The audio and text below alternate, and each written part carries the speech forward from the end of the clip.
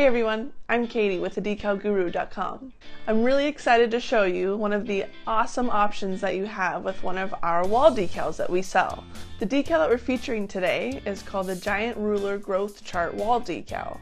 And it's going to arrive to you looking like this. So the first thing you want to do before starting anything, whether you're putting it on a wall or on a piece of board like I'm going to show you today, roll it out and put a couple of books on it. The reason why I want you to roll it out is because it's going to really help the application. Give it at least like 20 minutes. Obviously, the longer that you have the books on there and have it laid out, the more flat it's going to be and the easier the application is going to be. So this is the stainer that we're going to use. I bought the Colonial Maple. I decided to buy a lighter stain because the decal I'm going to be putting on is black. And the black is going to show up much better on a lighter stain than it would on a darker stain. A paintbrush to apply the stainer. And lastly, the board. Let's talk about the board.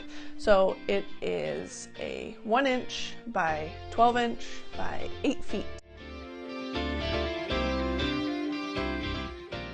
I had them cut it down to 7 feet. And I had them cut it down to 7 feet so that way I can put this on top. I have my work area set up. I decided to use a tarp. You can use cardboard, newspaper, anything that's just going to protect the surface that's underneath your board. So I have my paintbrush and I have my Colonial Maple stain, and I'm just going to slowly start to dip it in and spread it a nice even coat. And just take your time with this, there's no rush, just get a nice even coat. So one of the great things about having this ruler in your home is that if you move, you can take it with you. I mean, we moved 4 times in 4 years and we have 2 little ones, and I just thought it would be awesome to be able to take it wherever we go, and this allows you to do that.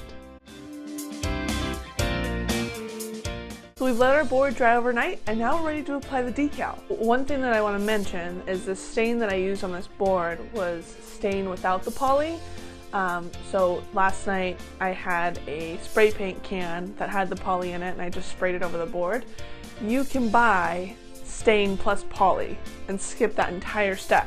So when you're looking for a stainer, buy stain plus poly. It'll say right there on the label. You want to measure 1 inch up from the bottom of the board, because that's where you're going to want your first tally mark. Straighten it out and make sure this is all straightened, because we're going to apply this all at one time and you don't want it to start to slightly curve that way or slightly curve the other way. So I want to peel this back, okay, and then I'm going to cut this. I'm doing this because we're going to do the hinge method, where I'm going to place this down on the board, swing it back, and then slowly peel up the rest of the transfer tape. Line it up with our mark.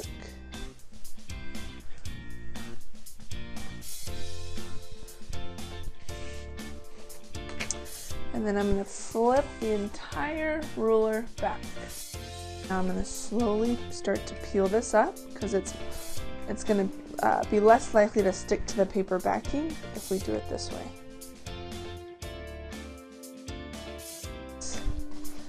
And then I'm going to just slowly roll them on, making sure that they're getting right to that edge that I want them to be.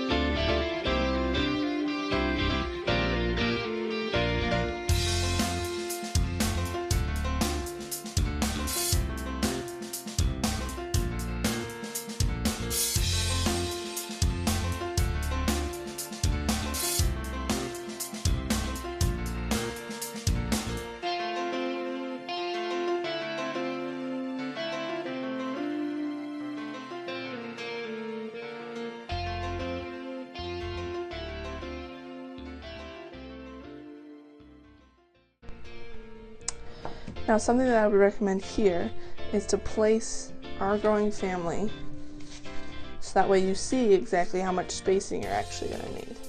So our will go up